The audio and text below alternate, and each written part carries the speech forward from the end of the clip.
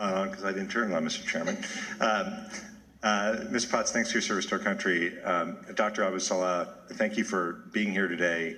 I cannot imagine the pain that you feel every day, but your being here and speaking out is helpful for this committee as we work to make sure that the government is doing everything that it can to address hate crimes, to focus, as we are this morning, on the rise of white nationalism. I wanted Ms. Hirschnoff to ask just a couple of questions. There was a episode of the New York Times podcast, The Daily, last year about a Gainesville, Florida police officer who was shocked by the murder of Heather Heyer at the Unite the Right rally and was concerned because Richard Spencer was going to be coming to the University of Florida and he reviewed websites, videos online, tried to prevent violence in Gainesville, and found a complete lack of intelligence reports on the alt-right from government sources.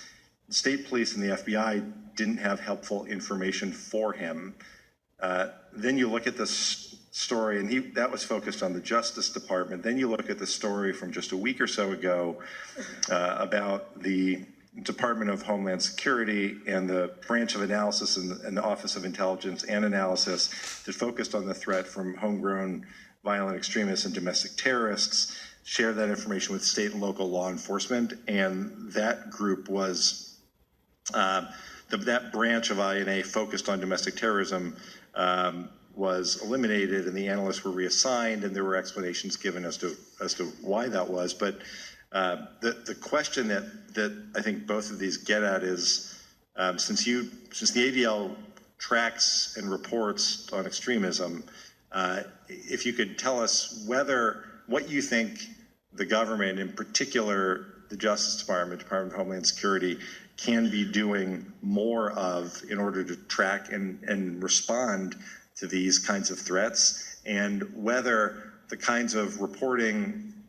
like the one that the New York Times reported on last year, or this article just a week or so ago, accurately reflect a sense that there is not enough attention being paid. What more can the government what more should they be doing? What should we be focused on?